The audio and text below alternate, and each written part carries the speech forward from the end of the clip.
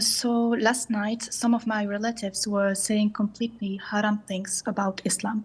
And I tried to tell them to stop one or maximum 3 times for certain things that they have said, but no, not for all the topics.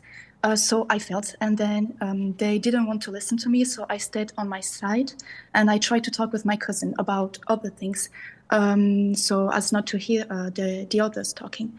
And then after 7 minutes, I decided to leave the living room because I briefly remember that when it was like that, you shouldn't stay with that kind of person. That's why I left, and after only maybe 10 minutes, I came back, and they had changed the conversation, but not completely.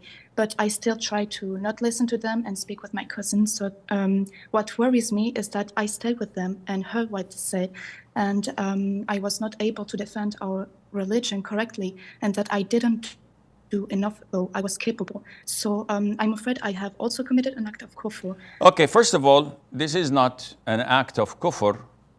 In the ayah 140 in chapter 4, Surah An-Nisa, Allah Azza wa Jal tells us not to sit with such people until they are engaged in different topics.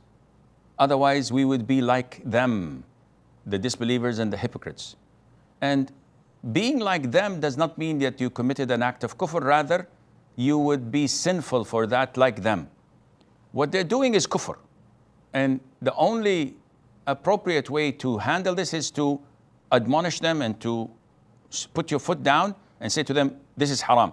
Whoever says such things would leave the fold of Islam and becomes a kafir. If they don't stop, you leave entirely and never come back to them.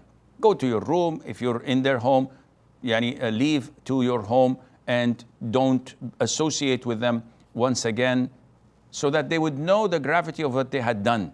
Being with them, sitting and talking with your cousins, gives them the message that there's nothing wrong in what they had done, and Allah Azza wa Jal knows best.